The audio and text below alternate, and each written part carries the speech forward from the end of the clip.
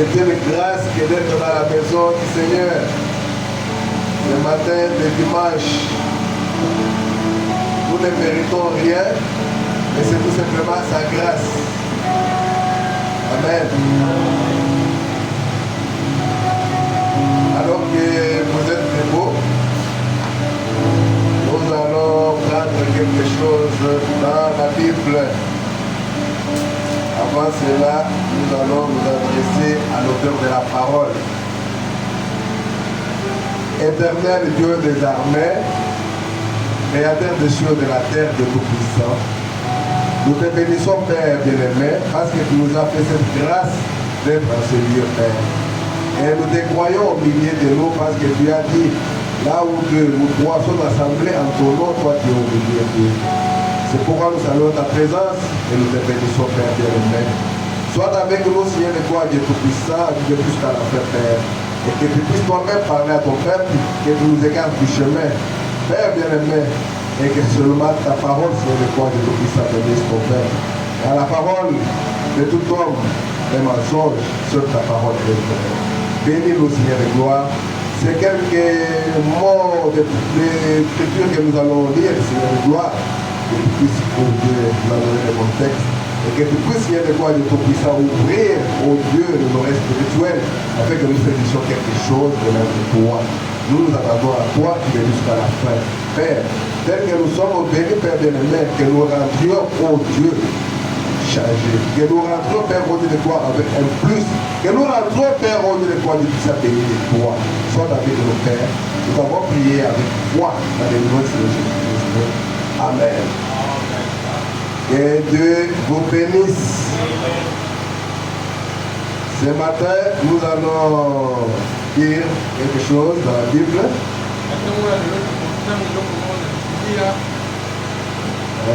Nous prenons Josué chapitre 1er. Depuis le premier verset jusqu'au 6e verset. Et puis nous allons sauter, nous allons prendre le 9e verset. Nous lisons la Bible. Josué chapitre 1er. Au verset 1. Après la mort de Moïse, serviteur de l'Éternel, l'Éternel dit à Josué, fils de Nun, serviteur de Moïse, Moïse, mon serviteur, est mort. Maintenant lève-toi, passe ce Jourdain, toi et tout ce peuple, pour entrer dans le pays que je donne aux enfants d'Israël. Tout lien que foulera la plante de votre pied, je vous le donne comme je l'ai dit à Moïse. Vous aurez pour territoire depuis le désert et le Liban jusqu'au grand fleuve, les fleuves de l'Euphrate, tout le pays des Hétiens, et jusqu'à la grande mer vers le soleil couchant. Nul ne tiendra devant toi tant que tu vivras. Je serai avec toi comme j'ai été avec Moïse. Je ne te laisserai point, je ne t'abandonnerai point. Fortifie-toi et prends courage, car c'est toi qui mettras ce peuple en possession du pays que j'irai à leur faire de leur donner.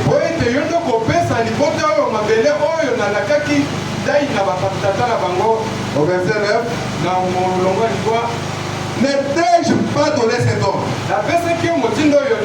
Fortifie-toi et prends courage. Ne t'effraie point et ne t'épouvante point. Car l'Éternel ton Dieu est avec toi dans tout ce que tu entreprendras. Que le Seigneur ajoute les bénédictions à la lecture de sa parole. Vous pouvez vous asseoir. Amen.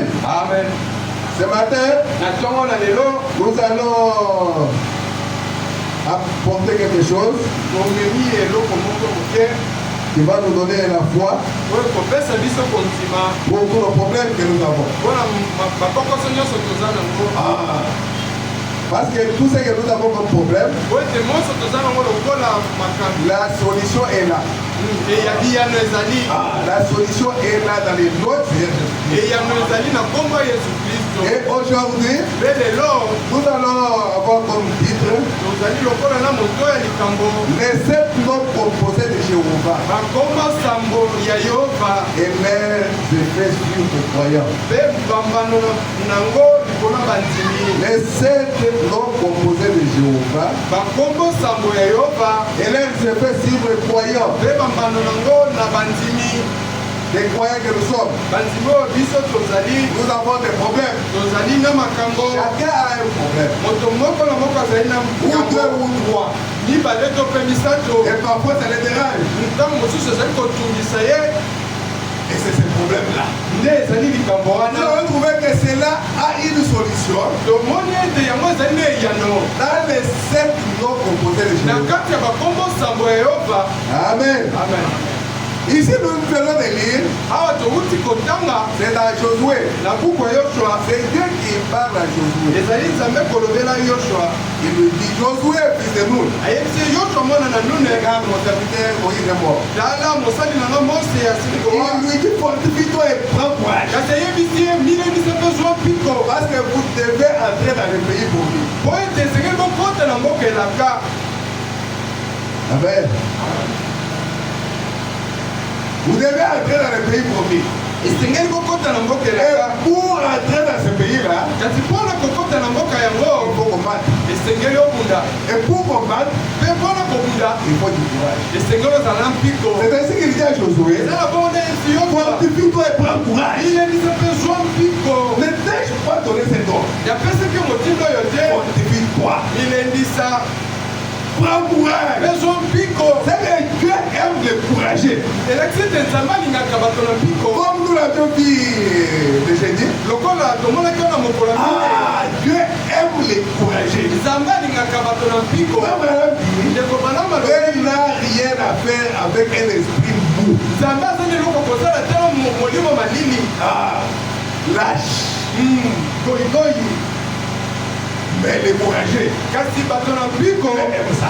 C'est avec les courageux que Dieu accomplit quelque chose. Et les courage. Nous ne sommes pas de celles-là qui avancent pour tranquiller. Non, elle n'a pas dit avance. Parce que Dieu l'a dit, toi, Josué, pas courage. Et nul ne tiendra devant toi. Si tu as du courage, rien ne va résister. Mais si tu as peur, le diable va te malmener. Nul ne tiendra devant toi. Quel problème que toi tu as? Le problème de notre solution. Parce que la solution est là. Le pays était déjà là. C'était Josué d'avoir du courage. Le pays était là. Ta bénédiction est là. La solution à ton problème est là. Mais ce que tu dois avoir, c'est du courage pour arracher ta bénédiction. Et nous allons voir que c'est dans les 7 noms composés de Jéhovah. Les 7 noms composés de Jéhovah. Et leurs effets sur les croyants. C'est ça l'objectif.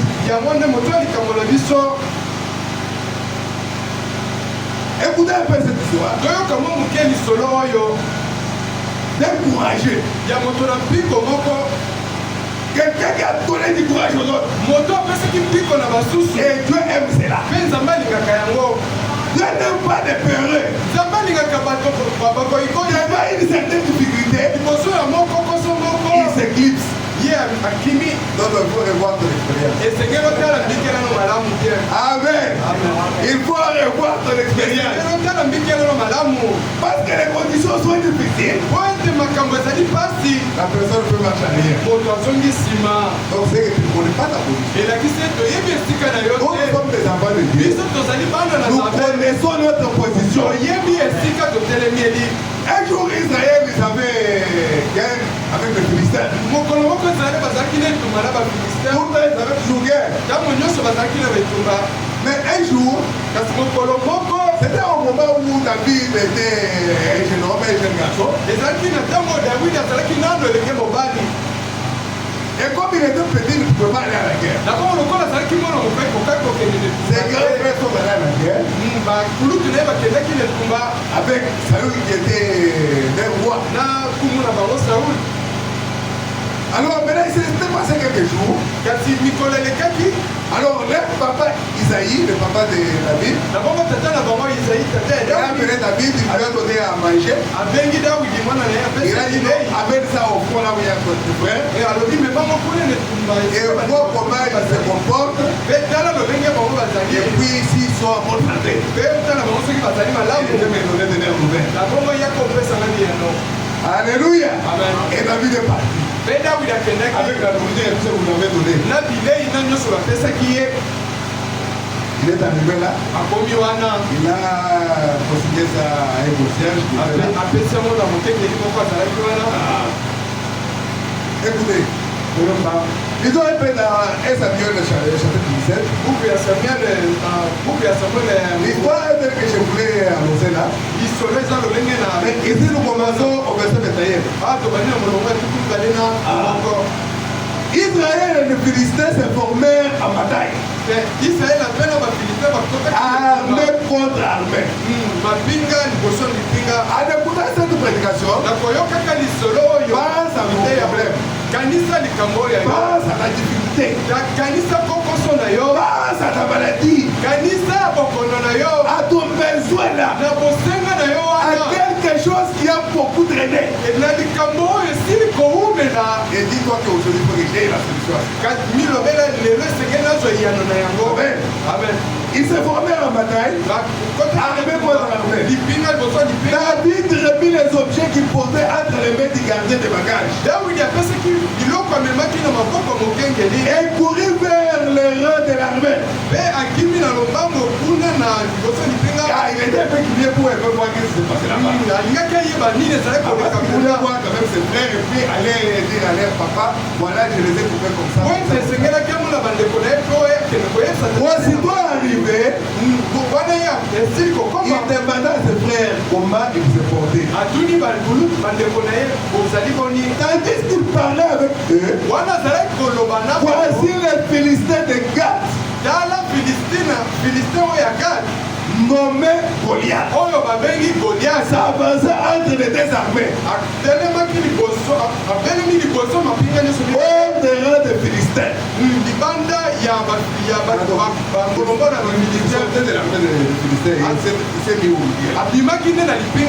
Il donne le même discours que précédemment.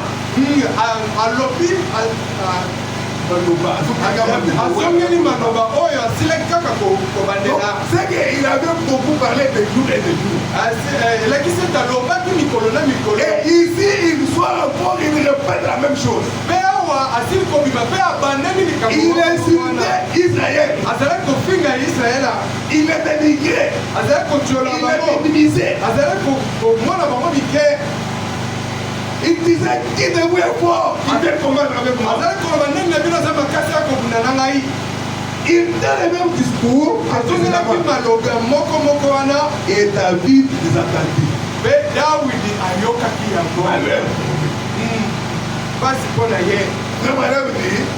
Cette fois-ci, ces paroles-là sont tombées dans une mauvaise oreille.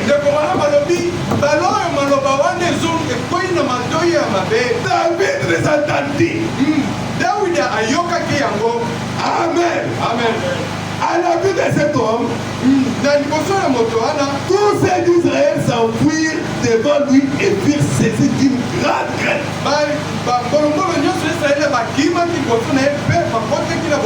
C'est que Dieu n'aime pas. Tu as un problème, n'aie pas peur. Dis-moi que je suis un fils de Dieu. Je suis une fille de Dieu. Je dois avoir solution à mon problème.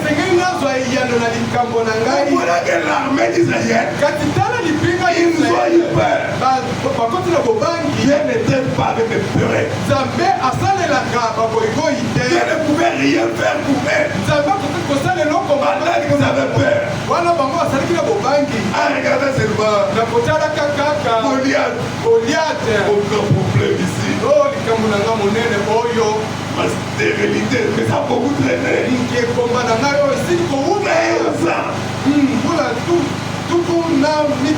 Mon célibat ici. J'ai déjà 38 ans. Mais ça fait Goliath. Tu as peur. Mais si je ne plus encore l'espoir. Non. Ne faites pas comme l'armée d'Israël. Ils avaient peur. Mais quand David a entendu, il a dit, voilà. Qui est cet incirconcis? Qui est celui de l'armée qui est tout puissant? Non, mais c'est quand on commence à le dire.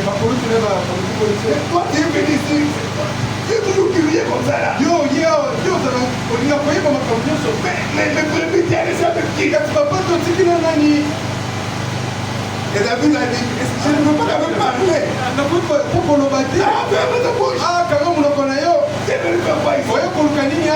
Je demande, c'est impossible. Qui est sûr de l'armée qui est au puissant. Qu'est-ce qu'on a dit pour celui qui va les tuer? Le roi a dit, celui qui tuera Goliath, il va lui donner sa fille à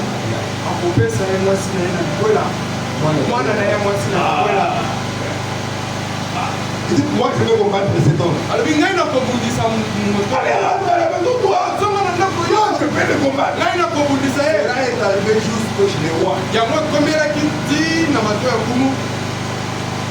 Saül a fait appeler David.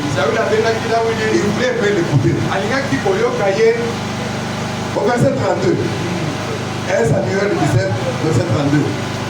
David lui dit à Saül que personne ne se décourage à cause de ces Philistins.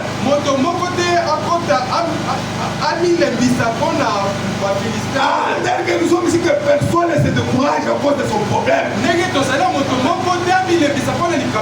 Parce que nous avons la solution à cela. Quel que soit le problème, est-ce que ce sont les études? Est-ce que le travail? Est-ce que ce sont les démarches de voyage? Est-ce que ce sont les affaires? Ou quoi que ce soit? Est-ce la maladie?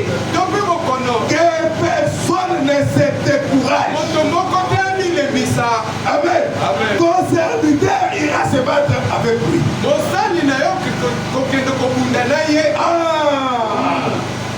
Verset 33. Saül dit à David, tu ne peux pas aller te battre avec ces Philistins. Car tu es un enfant. Et il est un homme de guerre dès sa jeunesse. Encore un découragement. Alléluia. Mais cela n'a pas découragé la vie. David était encouragé. Pourquoi ta maladie ici?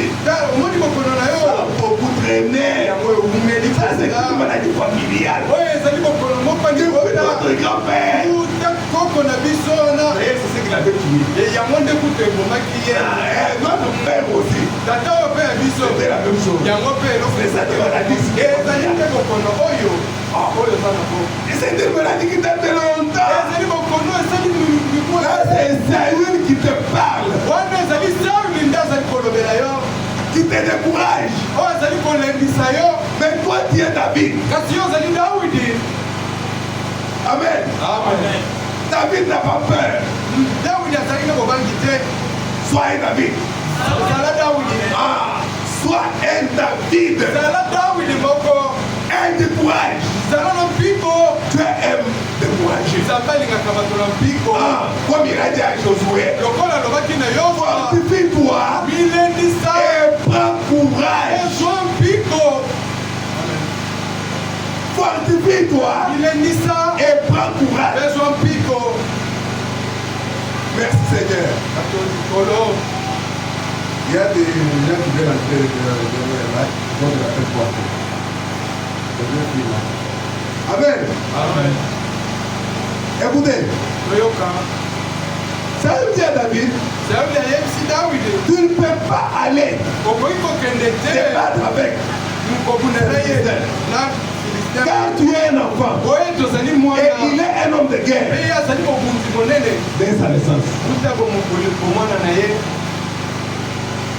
David dit à Saül, Daoudi ayebisi son serviteur faisait perdre les brebis de son père. mosali na ye azali kolesa bibwele ya tata na Alors ye. il commence à donner à Saül Na bongo bandi kopesa na Saül. ses expériences. Babikela oyo ya ye.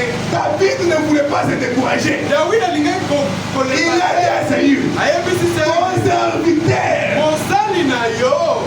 est en train de perdre les brebis de son père. azali kolesa bibwele ya Quand tata un na ye. lion ou un ours venait et enlevait un troupeau, Ntango kosi moko une des troupeaux, to engongolo moko azali je courais après lui, moko nazali je l'ai frappé nazali et kobenda j'arrachais la brebis de sa ye gueule. nazali kobotola S'il se dressait contre moi, moko soki je le saisissais par la gorge, je l'ai frappé et je l'ai tué. banda kobobeta ye mpe na bomi ye. Là c'est David, wana ezali Dawidi encouragé. moto na mpiko. Tu as un problème. oza na likambo Quel est ton plus grand problème? likambo ya yo ya monene eza nini? C'est cela du Congolien. yango nde goliati na yo Il ne faut pas avoir peur. esengeli obanga te Comme l'armée d'Israël, lokola lipi na israele sois comme David. zala lokola Tu David. as besoin de David. nzambe aza na bosenga Dis-toi qu'aujourd'hui mon problème doit avoir solution. milobela ete lelo likambo nanga esengeli ezwa yano Parce que nous avons la solution. po ete tozali Les êtres composés de na Jéhovah. bakombo sambo ya yehova. Amen. Amen. Nous allons voir. tokomona Samuel 17, 36, on continue. Samuel. C'est ainsi que ton serviteur a terrassé les lions et l'ours. eza nde na mbongo mosali na yo abomaki Et il lancera du Philistin. mpe ekozala lolenge moko na mofilistin oyo Amen. Amen. Et c'est incirconcis ya moto akata bangenga te comme l'un d'eux. lokola moko na bango Car il a insulté l'armée du Dieu vivant. po ete asili kofinga libela na David nzambe était na remonté. Dawidi atombokaki David s'est demandé, amituni mais comment cet homme kati insulte l'armée du Dieu vivant? azali kofinga lipinga na nzambe na bomoi. Amen. Amen.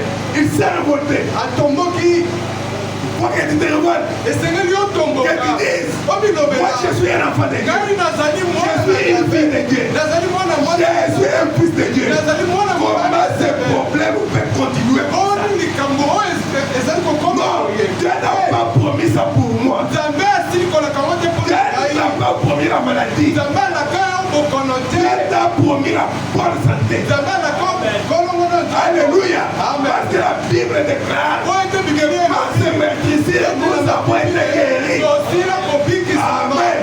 amen Faut dire à la maladie, esengeli oyo bala bokono toi tu n'es pas ma promesse. yo ozali elaka na ngai te Ma promesse, c'est la bonne santé. elaka na ngai ezali nzoto kolongono Tu dis au cauchemar loba na bandoto mabe que ce n'est pas la promesse. Moi, yango ezali ozali elaka te yo Dieu a dit, nzambe moi alobi le sommeil sera un sommeil de paix. mpongi na yo kozala pongi C'est ça la promesse que Dieu a donnée. yango nde elaka oyo nzambe Maintenant, il y a apesi un sommeil agité, dis-toi que ça c'est Goliath.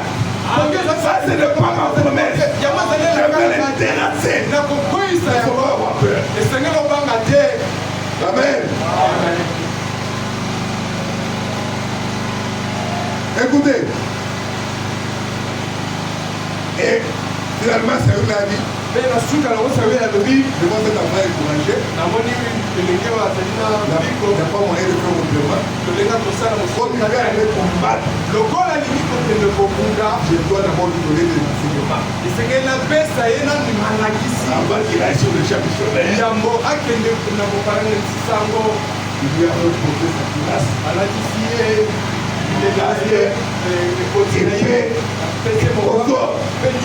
La Bible dit, David n'avait pas bon marcher. À vouloir marcher, c'était lourd. C'était très lourd. Amen. Amen.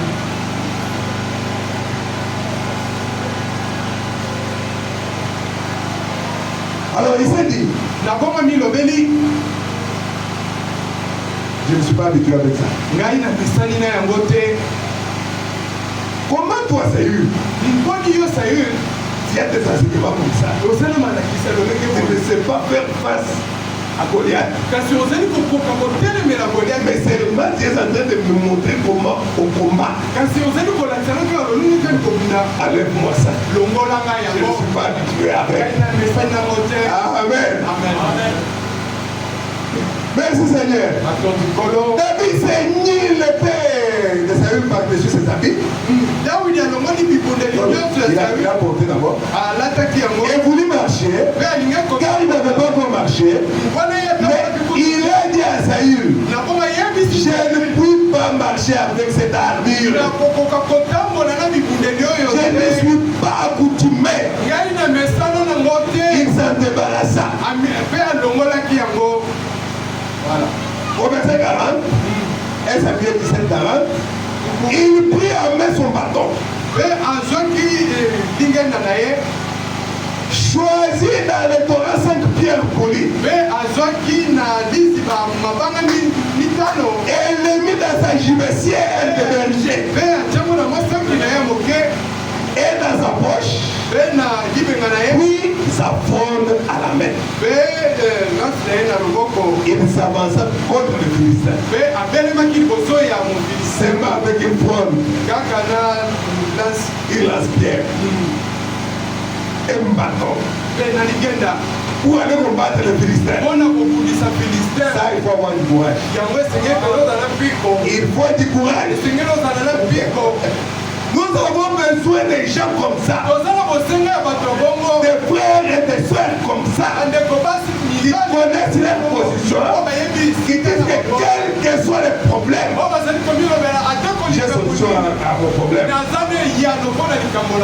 Ici, nous sommes en train de parler d'un courageux qui est David. C'est pour que cela nous donne la foi. Pour vous donner, tu as un petit courage. Tu n'es pas de lâche. Non. Devant une difficulté, la personne a peur. Je n'aime pas ça. C'est ainsi qu'il avait dit aux enfants d'Israël. Alors qu'il quittait l'Égypte, arrivé devant et il y avait un grand obstacle. La mer rouge. Ils ont commencé à pleurer. Moïse, pourquoi tu nous as fait ça? Moïse, on nous a fait ça pour toi. Regarde comment on va faire. Qu'est-ce qu'on va faire maintenant? Regarde, on va remettre les pharaons. En train de nous chasser. Oh Dieu, nous allons mourir. Dieu n'aime pas ça. Dieu a dit à Moïse. Moïse, pourquoi c'est Dieu? Parle.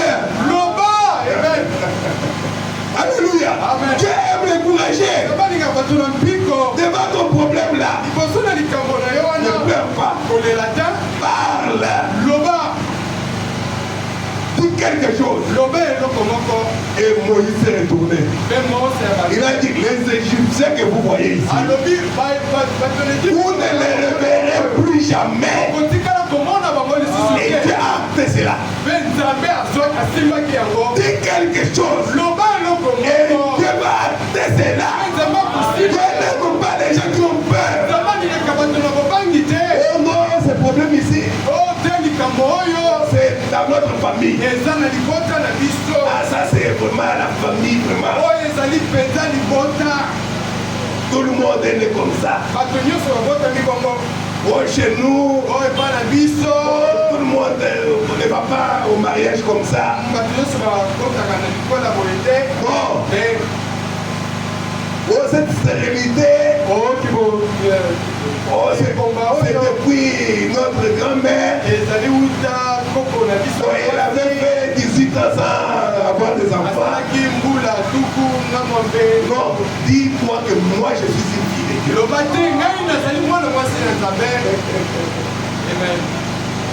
Oh, depuis que mes grandes sœurs sont parties au mariage, souvent ils rentrent toujours. Hein. Bon, je pense que moi aussi quand j'irai, bon, le mariage, ça va s'arrêter. Non! Dis-moi, moi je suis une fille de Dieu. Amen. Amen. Écoutez, au verset 42, les Philistins regardent. Le Philistin Goliath.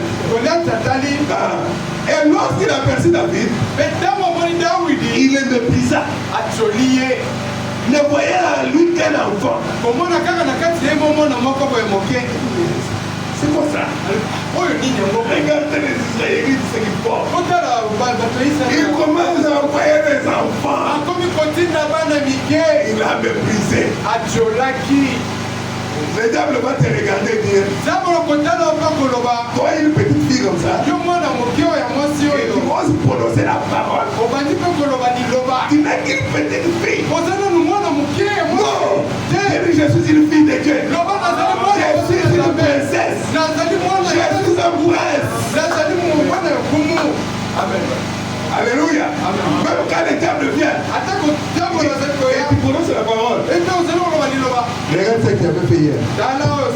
Il y avait un Julien quelqu'un là. Il dit, les Égyptes là c'est pas pour moi. C'est sur ton compte à toi.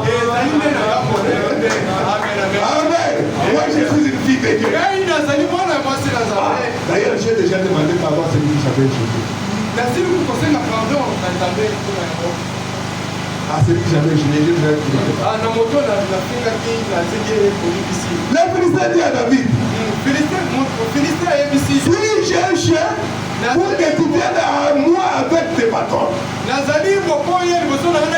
après avoir maudit par ses dieux, il ajouta, viens vers moi, je te donnerai ta chair aux oiseaux du ciel et aux bêtes de champ. David n'a pas eu peur. Parce que Frère Branham disait que Goliath mesurait 3 mètres. Donc il était géant. Et on tenait pour lui les boucliers.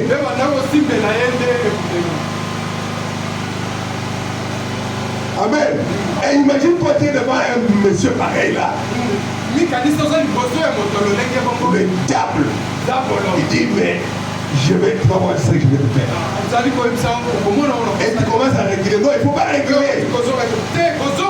David dit aux Philistins, tu marches contre moi avec l'épée.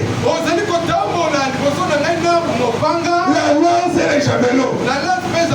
Et moi je marche contre toi au nom de l'Éternel. Alléluia. Je marche contre toi avec le nom de l'Éternel. Des armées, du Dieu de l'armée d'Israël que tu as insulté. Il faut prendre le nom de Jésus et avancer avec. Tu vas terrasser le diable. Dans le diable n'est qu'un épouvantail. L'épouvantail, c'est comme quelque chose qu'on met dans un champ de blé ou dans un champ de maïs. On le fait comme ça, avec les bras comme ça. Alors quand le vent souffle, et ça fait comme ça là. Et les oiseaux fuient. Même les animaux, ils peuvent voir grâce à nos pieds là. C'est un épouvantail. C'est ce que le diable est en train de faire. Il ne faut pas avoir peur. Toi, tu marches contre moi avec l'épée. La lance et les javelots. Et moi, je marche contre toi au nom de l'Éternel des armées. Du Dieu de l'armée d'Israël que tu as insulté. Ah, Dieu a besoin de courage. Alors que quand il avait parlé avant, on a vu ici la Bible dit que tous les cas d'Israël, ils avaient peur. À la vue seulement du Philistin, ils avaient peur. Et madame dit, mais ces jours-là, les menaces de Goliath sont tombées dans la mauvaise oreille. C'était David qui était là. Qui est celui-ci qui insulte l'armée de l'Éternel? Merci Seigneur. Et pour verset 46, David continue, il dit, aujourd'hui, l'Éternel te livrera entre mes mains. Je t'abattrai et je te couperai la tête. David n'avait pas de paix. Il allait le couper la tête. Comment? Il avait du courage. Amen. Amen. Et il regardait l'épée qu'avait Goliath. C'est avec cette épée-là que je peux te couper la tête. Amen. Amen. Il ne faut pas avoir peur. Soyez découragés. Aujourd'hui, l'Éternel te livrera entre les mains. Aujourd'hui, je donnerai les cadavres des camps de Philistins aux oiseaux du ciel et aux animaux de la terre.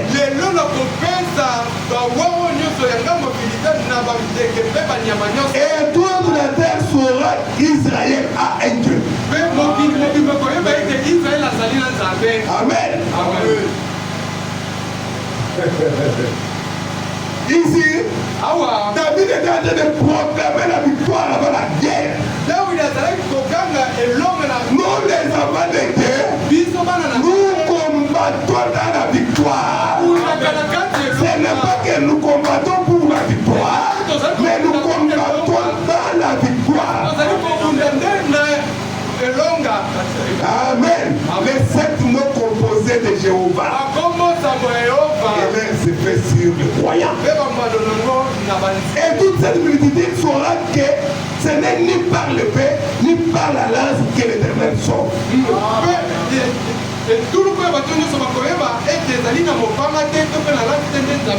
Car la victoire appartient à l'Éternel. Et il vous livre entre nos mains. Alléluia. C'est ce que Dieu avait dit à Zorobabel. Alléluia. Ce n'est ni par la force ni par la puissance, mais c'est par mon esprit. Ici, David était en train de répéter à Goliath que toute cette multitude saura que ce n'est ni par l'épée, ni par la lance que l'Éternel sauve. Car la victoire appartient à l'Éternel. C'est dans Zacharie 4, verset 6 à 7. Là, il dit. Alors il reprit et me dit. C'est ici la parole que l'Éternel adresse à Zorobabel. Ce n'est ni par la puissance, ni par la force, mais c'est par mon esprit, kasi ezali na molimo na ngai elobi yawe na Écoutez au verset 7 écoutez. oyokana molonga Qui est dit yo nani grande montagne devant Zorobabel? ngomba monene oyo liboso ya Yorobabel Quelle est cette grande montagne? Ton problème là, ton plus grand problème là devant ngomba toi. monene ezali nini likambo ya monene ozali yango Parce que nous avons reçu le message au temps du soir. oyo ete tosili koyamba La parole ouette de l'air. liloba oyo pakola Qui est dit grande montagne yo ozali nini devant Zorobabel? liboso ya Yorobabel Qui sera aplani. okolala na se Et il posera la pierre principale au milieu des acclamations. kotia libanga na motoni Qui a ton problème? loba na Qui est dit likambo toi grande montagne? yo ozali nini ngomba Aujourd'hui tu iras par terre. lelo okolala na se Amen. amen amen Si c'est la maladie, soki ezali bokono dis à la maladie aujourd'hui tu iras par terre. loba na bokono lelo kolala na se Si c'est le manque de finances, soki ezali bakokosi kote mosolo dans les noms composés de Jéhovah, na bakombo oyo ya Jehova nous avons la solution. toza na eyano amen Même si cela est familial, atako yango ezali ya libota dis-moi je suis à part. yo loba ngai nazali ya lolenge mosusu Ça ne me concerne pas. oyo etali ngai te Oh, tu as commencé le commerce. yo bandimi mbongo Nous, dans notre famille, ça ne réussit pas. biso na libota na biso simbaka te Et votre oncle là, omoni il avait commencé pas comme tu as commencé. yeba bandaki lolenge obandi wana Tu vois, le grand frère qui est maintenant à Louise, omoni koluka nzambe na losi il avait aussi commencé comme ça. yeba bandaki koye Nous, les affaires, ça ne marche pas. biso mombongo esimbaka Il ne te faut pas croire ça. esengeli okundima yango te Il faut dire que moi, je suis un enfant de Dieu. Ça va marcher. ekosimba amen Alléluia. Ça va marcher. ekosimba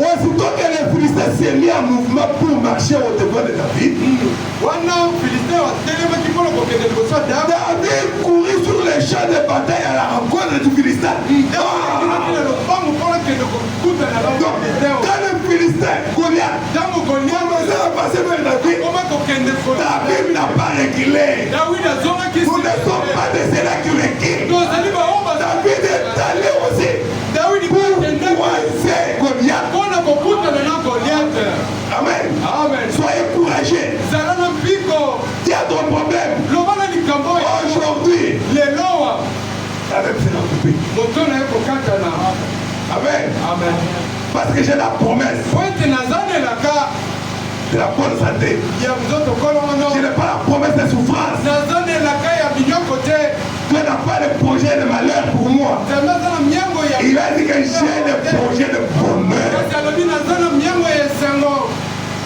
Mais Seigneur, regarde ça. kasi nkolo tala Ça, ce oyo n'est pas le bonheur. yango ezali esengo te Ça, c'est le malheur. oyo ezali mpasi Je mets ça sur le candidat. natiango na ngambo C'est son aza bono compte. na ngambo Moi, je suis le fils de Dieu. ngai nazali mwana mobala Et proclame la victoire. mpe sangola Et vous elonga verrez la chose arriver. mpe okomona likambo kokokisama Il a mis la main dans sa chevessière. atie loboko na saki na Il ye prit une pierre. mpe azwi libanga Et la lança avec la fronde. mpe atindiki Il frappa les Philistins au front.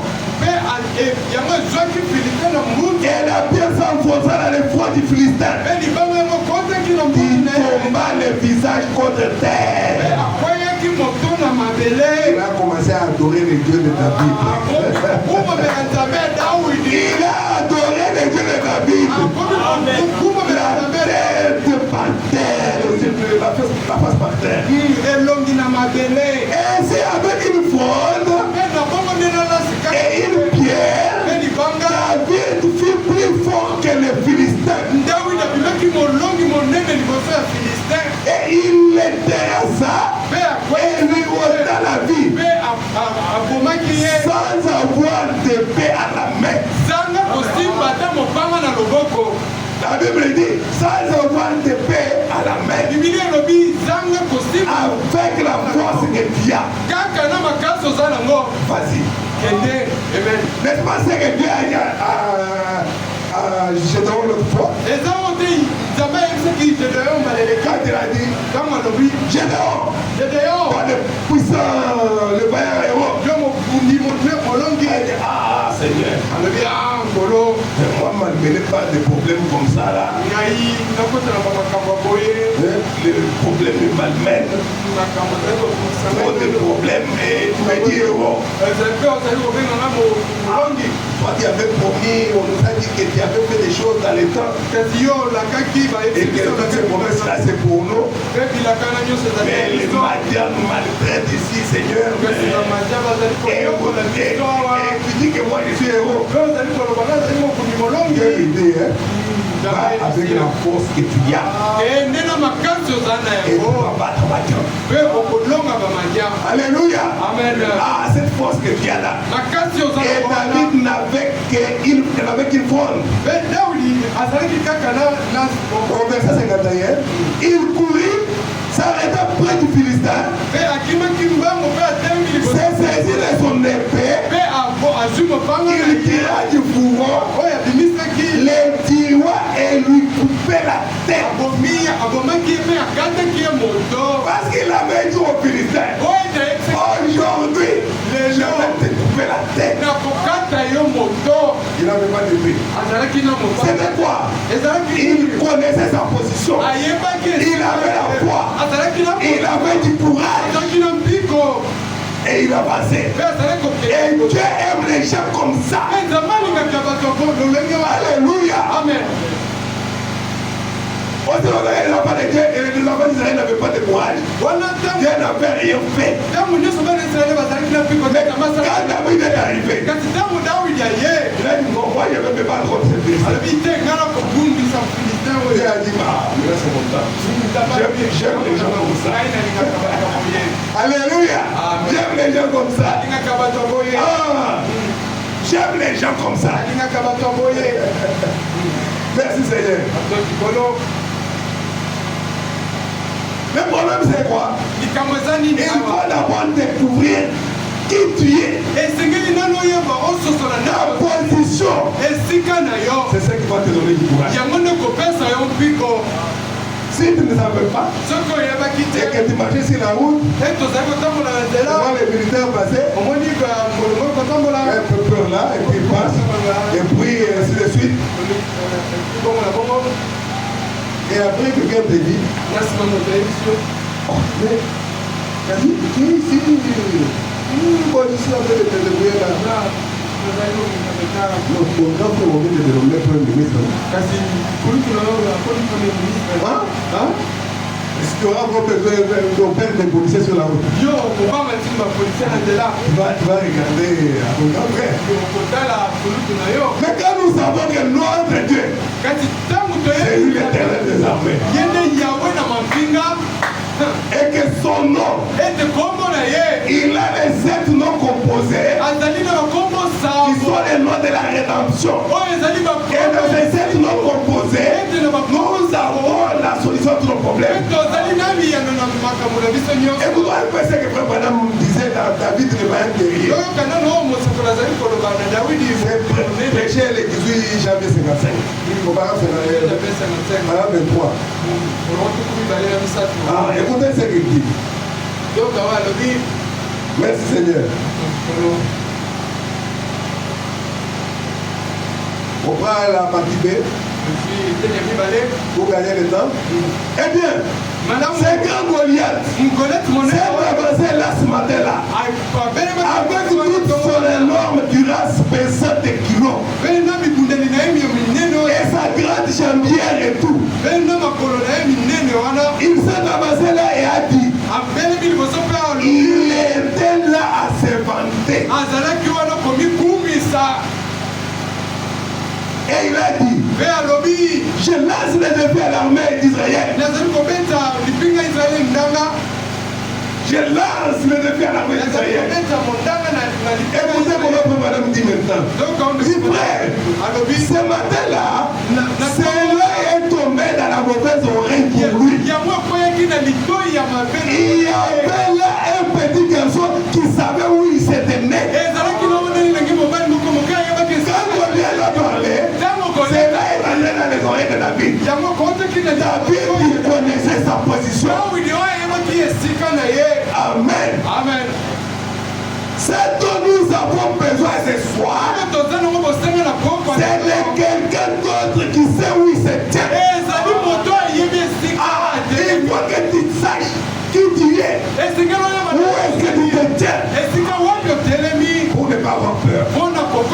Tu es le fils et la fille du grand roi. C'est dont nous avons besoin. C'est des hommes et des femmes qui connaissent leur position en Jésus-Christ. Et pourquoi tu peux avoir peur? Et quand les diables se vendent, bien sûr qu'ils se vendent. Ils continuent à se vanter. Nous avons toujours des Goliaths. Les problèmes dans notre vie, ce sont des Goliaths. Tu vas nous faire peur. Frère Madame dit, nous avons toujours des Goliaths. Nous avons aussi toujours des David. Alléluia. Ceux qui n'ont pas peur d'affronter la chose, de dire à la chose que tu ne m'appartiens pas. Moi j'ai une autre promesse de la part de Dieu. Nous avons aussi de la Bible. Grâce soit rendue à Dieu pour cela. Il s'est vanté et cela est tombé dans les oreilles des mauvais gars. Un petit garçon qui se promenait là, il fallait lever les yeux comme cela pour voir que c'était un homme.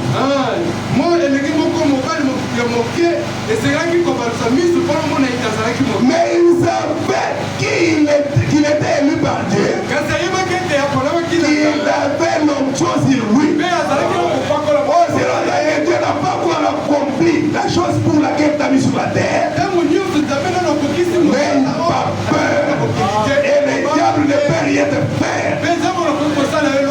Alléluia. Quand il avance vers toi, pas pour l'affronter. Dis, je suis un David. Je suis encouragé. Alléluia. Amen. La foi ne n'avait rien à voir. La pierre là, c'est rien. C'est Dieu qui est entré dans la pierre et il a terrassé Goliath. Et aujourd'hui, une fois que tu es cette foi-là, et moi, mon problème aujourd'hui, il faut que nous finissions avec toi. Amen. Il avait mis Dieu à l'épreuve. Et il savait qui était Dieu. Et il savait où il se tenait. Alléluia. Amen. Là, c'était David. Alors, quelles sont les caractéristiques qui étaient dans David que nous devons voir? Parce que nous avons lu. Alors nous avons dit, mais nous devons avoir le même caractéristique parce que c'est ce que Dieu aime. David connaissait sa position de fils de Dieu. Que rien ne pouvait lui faire mal. Et puis il était courageux. Il n'avait pas peur. Il avait la foi. Il chantait la victoire avant la guerre. Alléluia. Commence à chanter déjà ta victoire. Qui a ton problème? Et voir. Moi je suis un fils de Dieu. Je suis une fille de Dieu. Quels que soient les problèmes. Mais Goliath c'est qui? Ce sont des problèmes. Il y en a beaucoup. Chacun connaît ce qui les dérange. Peut-être c'est votre maladie. C'est un Goliath. Il faut que ta tête soit coupée aujourd'hui. C'est votre chômage. C'est un Goliath. Quelque chose qui te dérange, qui te tourmente. Peut-être c'est votre stérilité. On t'a dit, oh non, j'ai déjà fait 10 ans de mariage, il n'y a pas d'enfant. Ça c'est Goliath. Non, il faut lui dire non, Goliath. Moi je vais te couper la tête. Les soucis que vous avez, peut-être les célibats, peut-être l'incrédulité à la parole. La parole est prêchée, tu ne crois toujours pas. C'est Goliath.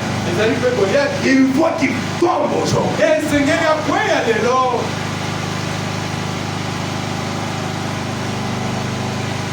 Alléluia. Ça peut être le mensonge. Tu n'arrives pas à te débarrasser de cela. Après, tu mens encore. Tu mens encore. Et moi, je suis une fille de Dieu, non? Je vais faire un effort pour ne pas mentir. Quelqu'un n'a pas un débat, c'est pas comme ça. Oh non! Non, c'était pas moi. Tu as encore menti. Même c'est Goliath. Il faut qu'il tombe. Ça peut être le vol. Ça peut être le manque de travail. Ça peut être les affaires qui n'avancent pas. Il faut que ça avance. Parce que nous avons lu dans Josué. On l'a dit à Josué. Fortifie-toi et prends courage. Partout où vous foulerez la plante de votre pied, je vous donne cela en possession. Que les affaires que tu fais, que cela puisse prospérer. Parce que nous sommes les fils et les filles de la prospérité. Alléluia. Amen. Pour ce faire, Dieu a besoin que tu sois encouragé.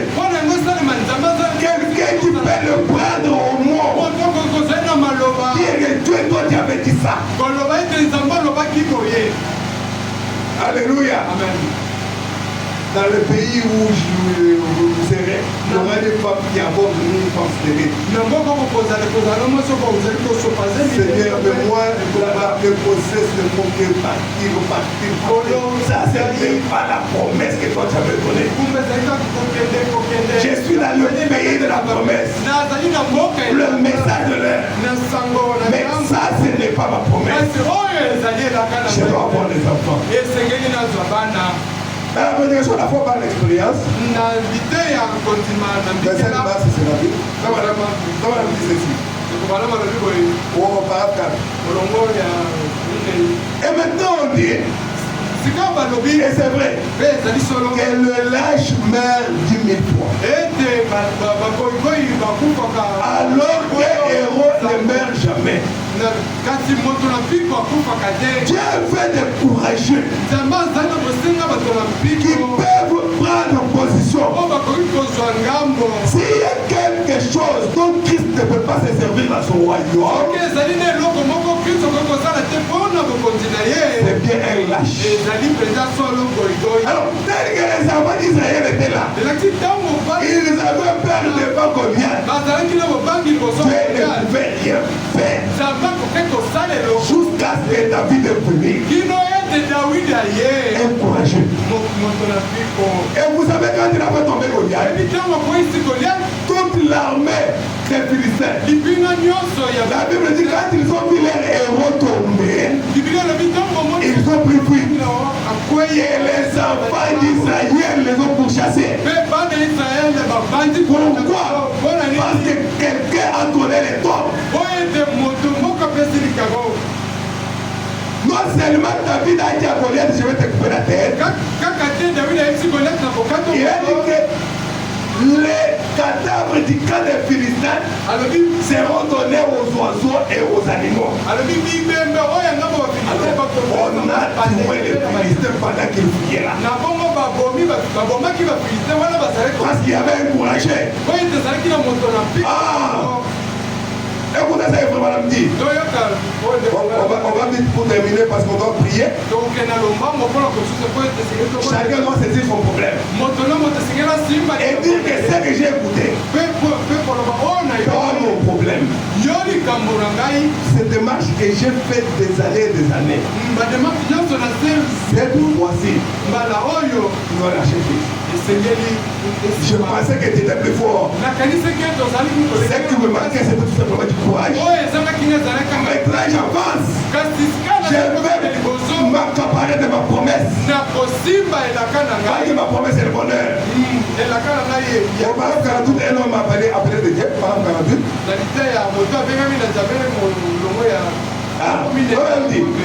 Du courage. Dieu ne veut pas de lâche. Il ne peut pas se servir de vous si vous avez peur de prendre sa parole et de croire en lui. Tu as peur de prendre ce que Dieu a dit. ne peut pas faire quelque chose pour toi. Il faut prendre tes hommes. Lui dire, Dieu, c'est toi qui avais dit. Il veut des hommes vaillants qui ne prêteront attention à rien d'autre qu'à ce que dit le Seigneur. C'est avec ce genre de personnes qu'il doit agir. Sois cette personne-là. Alléluia. Amen. Sois cette personne-là. Encouragé. Qui n'a pas peur. Merci Seigneur. Dieu a besoin de gens pareils. Dieu a besoin de gens pareils.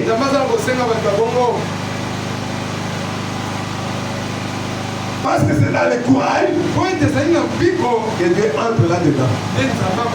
Alléluia. Amen. Mais tu ne fais rien. Dieu ne fera rien. Amen. Amen. Même si tu fais aujourd'hui et que ça échoue, Dieu me fait croire. Alléluia. Si ça a échoué, fais encore demain. C'est comme une légende là qu'on rapporte. Comme le frère madame a toujours parlé de Rouge Bob comme étant une légende que les gens rapportent.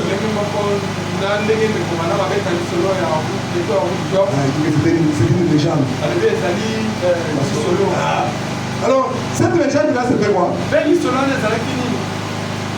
Il y a là-bas en Australie des oiseaux qu'on appelle des peupliers. Alors, les peupliers, là, il y a des peupliers qui volent. Et les autres n'arrivent pas à voler, ils sont toujours là, à la merci des chacals, des loups et comme ça.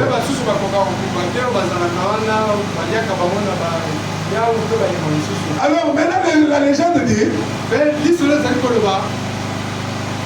il y avait un autre peuplier, un autre oiseau, que lui, il s'est dit, bon, mais comment? La chauve-souris qui n'est ni oiseau, ni étoile. Mais qui a des primes, on n'arrive pas. Non, moi je vais voler. Alors il est monté sur un rocher. Il s'est lancé. Et il est tombé, il allait mourir. Et ses amis lui ont dit non. Non, on ne vole pas. Et pour les temps anciens, on ne vole jamais. Non, moi je vais encore faire. Demain il est monté encore sur la montagne. C'est lancé. Il est tombé, il a failli même se casser la tête. Le cou. Tu vois des histoires que tu commences. C'est comme ça qu'était ton oncle qui était mort. On lui disait, il ne comprenait pas. Nous, notre race ne vole pas. Comme il avait toujours du courage, un jour, il mort encore sur les rochers. Dieu regarde son courage. Quand il se lance, il faut quoi qu'il avance, élevant le bras. Il commence à voler là. Il passe par-dessus ses amis qui étaient là. Qu'est-ce qu'il a fait? La magie. Ah, c'est du Miloko. Oh, venez, on va voler. Ah non, on ne vole jamais. Il n'y a plus de paix. Les autres ont dit non, on va essayer. Ils ont essayé. Ils ont commencé à voler. C'est ce qui a fait grâce. Il y a les peupliers qui ne volent pas et les peupliers qui volent. Alléluia. Même si on t'a dit, ça c'est pour la famille. Notre famille c'est comme ça. Moi dis non, Dieu n'a pas dit ça pour moi. Écoutez les paragraphes 15. Tu ne peux pas utiliser un lâche. Le lâche meurt 10 000 fois, alors qu'on ne meurt jamais. C'est vrai. Dieu n'a pas besoin de lâche. De quelqu'un qui a peur de le prendre au mot. Aujourd'hui, nous devons prendre Dieu au mot. Dire que Seigneur, toi tu as dit ça. Amen. Amen. Merci Seigneur. Et c'est là que nous allons les trouver dans les 7 jours composés de la Bible.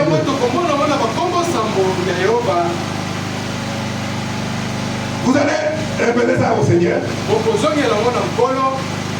Jérémie 29. Depuis le 11e verset jusqu'à 14. Nous allons voir qu'est-ce que Jérémie nous dit là-bas.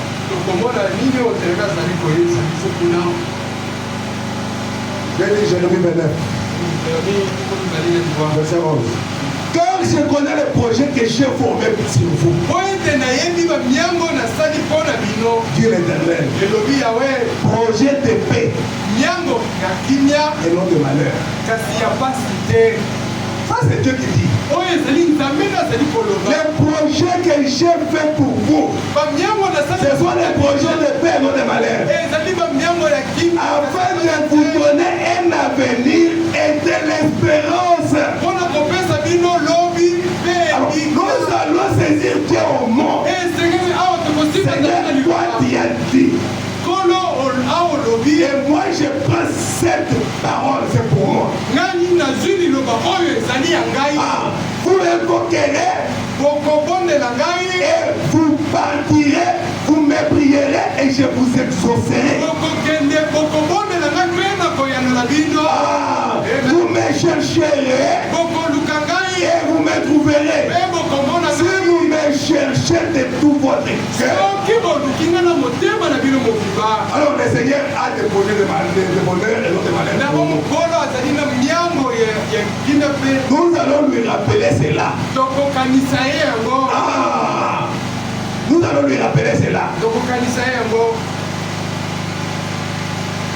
N'écoutez pas les autres voix qui découragent.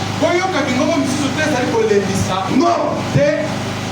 Comme les espions qu'on avait envoyés là-bas à Jéricho, ils étaient à tous. On a pris un espion par tribu. Ils sont arrivés là-bas à Jéricho. Ils ont trouvé que les choses étaient telles que Dieu les avait dit. Et que c'était un beau pays. Ça, ils n'ont pas nié. Et c'était un pays où coulait le lait et le miel.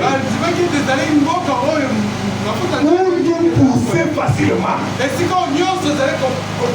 Mais ils ont tout simplement dit, nous avons trouvé d'autres personnes là-bas, des géants. On était comme des sauterelles devant eux. Ils étaient géants. Et la Bible dit, les enfants d'Israël commençaient à pleurer. Ils disaient à Moïse, mais qu'est-ce que toi tu nous as fait? Il y avait deux. Josué et Caleb. Dieu dit, arrêtez.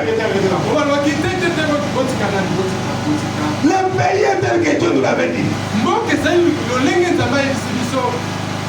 C'est vrai, il y a des géants là-bas. Mais Dieu a dit, il nous donne ce pays-là. Alléluia. Nous devons entrer, nous emparer du pays. C'est difficile. Mais nous allons prendre cela parce que c'est la promesse de Dieu. Dans la prédication parle à ces rochers, ils donneront des eaux. Le vrai madame dit ceci. Quand ils sont revenus, les espions, ils ont ramené cette grappe de raisin. Et ils se sont rassemblés devant l'assemblée de l'Éternel. Et ils ont donné ce rapport. Oh, Dieu a dit la vérité. C'est un pays où coule le miel. C'est un bon pays. C'est un pays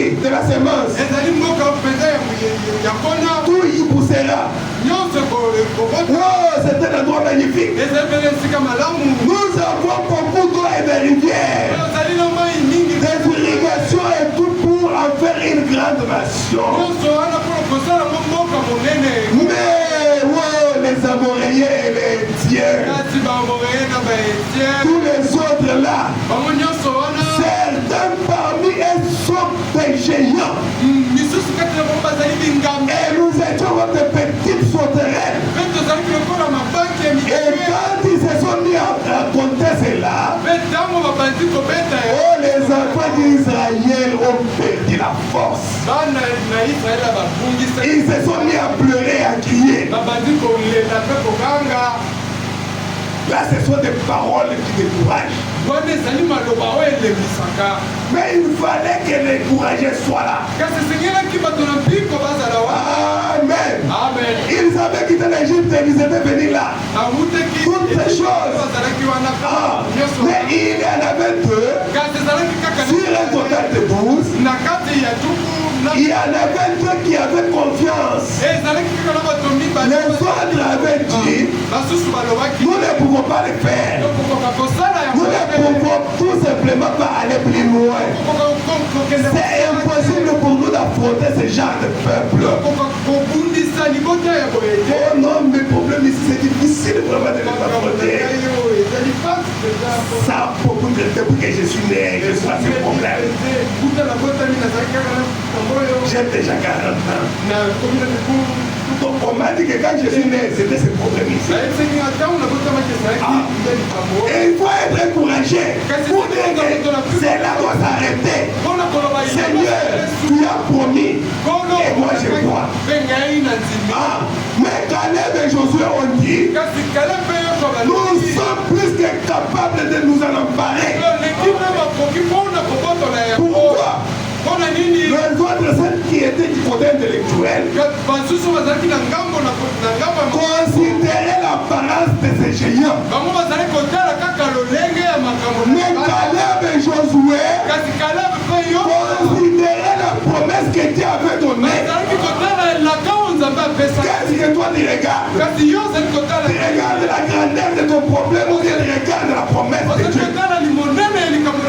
À toi de faire le choix. Et là, c'est toi qui vas maintenant agir. Et bien, frère, madame dit, eh bien, tout dépend de ce que vous considérez. Alléluia. Amen. Si tu trouves que ton problème est plus grand, Dieu ne peut rien faire. Dieu a besoin d'encourager. Nous allons bientôt terminer. Maintenant, les sept noms composés de Dieu. Parce qu'avec ces sept noms-là, c'est avec ça que nous allons prier. C'est avec ça que chacun doit identifier son problème. Ou ses problèmes. Et prier au Seigneur. Dans la prédication, les sept noms composés de Jéhovah. Les sept noms composés de Jéhovah. En d'autres termes, c'est que Jéhovah est. Cela se trouve dans ces sept noms rédempteurs. Eh bien, c'est sa nature par rapport aux gens depuis l'Éden. Depuis l'Éden, c'est ce qu'il est. Cela est contenu dans ces sept noms rédempteurs. Madame, quels sont les sept noms rédempteurs de notre Dieu? Madame dit, le premier, c'est Jéhovah Jireh. Alléluia. Qui signifie l'éternel sait pourvoir des sacrifices. Le deuxième, c'est Jéhovah Rapha. L'éternel, le guérisseur. Est-ce que tu es malade? Il est Jéhovah Rapha. Tu as besoin de quelque chose? Il est Jéhovah Jireh.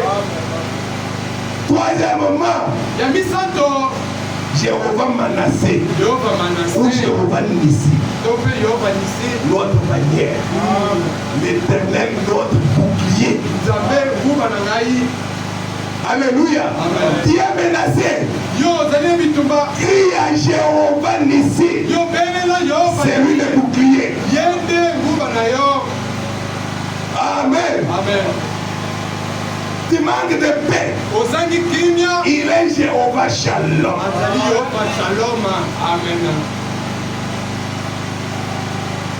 Alléluia.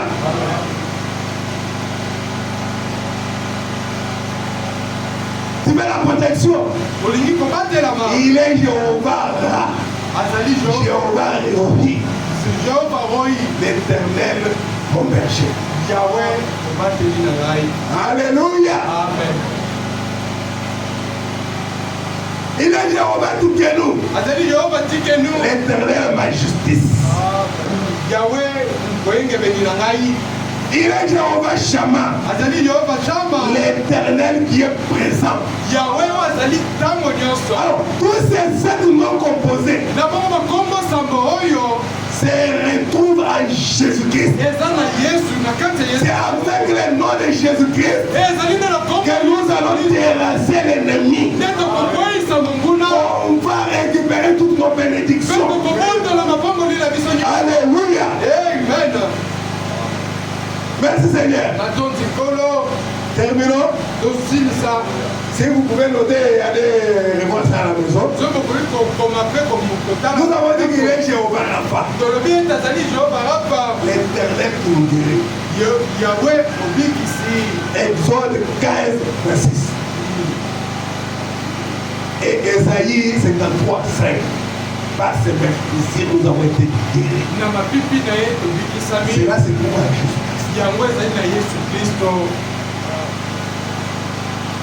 Jéhovah Shalom.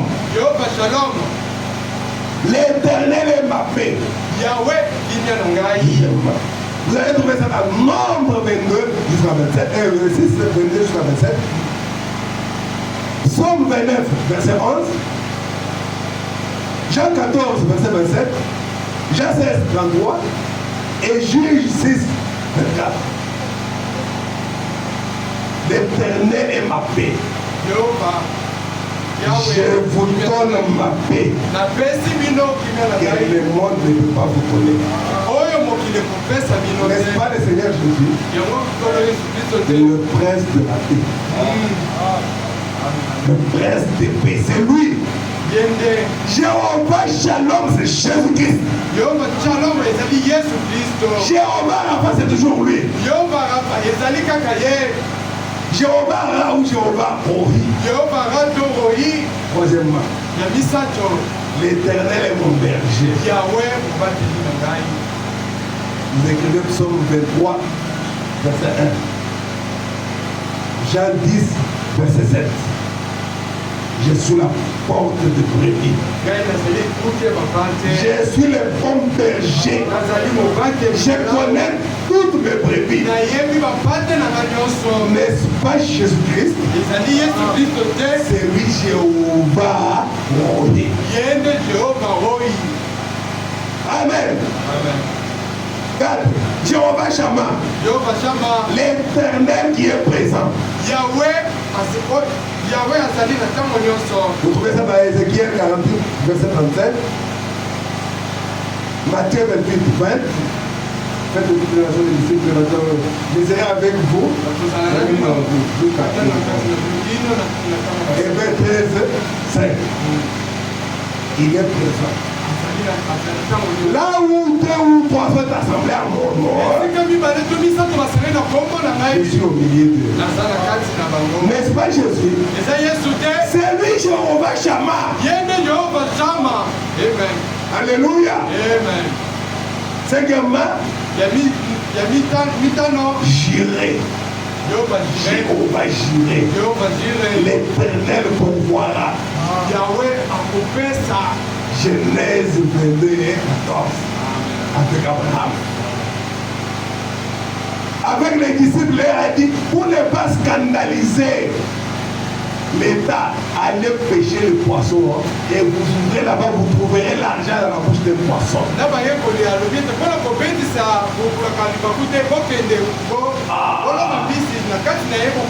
Il a pourvu aux besoins.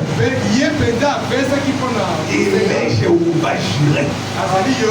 Et c'est le Seigneur Jésus-Christ. Jéhovah dit que nous, l'Éternel est notre justice.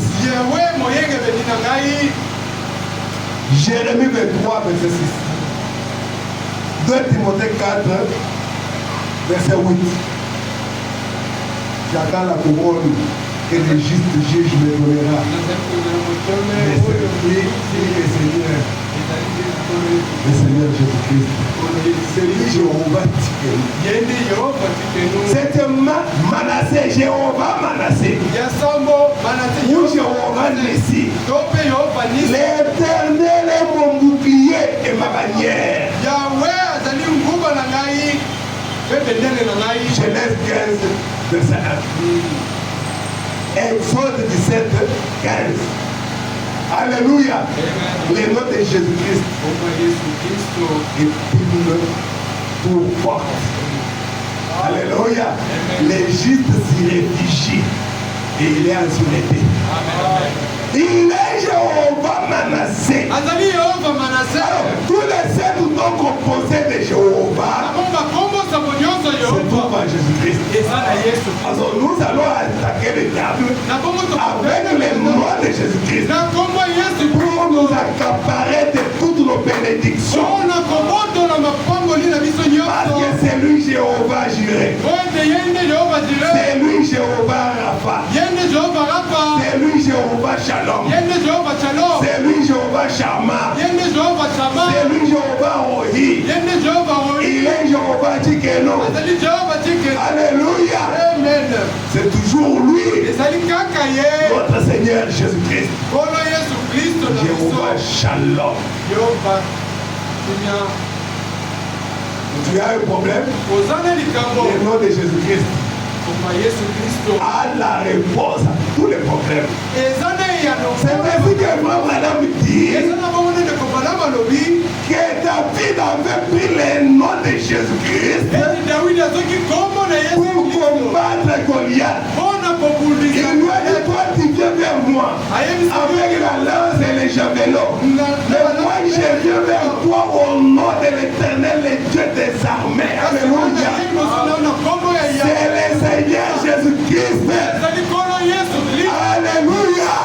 Que Dieu vous bénisse. Alors que vous allez vous mettre debout, nous allons chanter. Et ensuite chacun va prier Dieu pour son problème. Et dire à Dieu, Seigneur, tu as promis.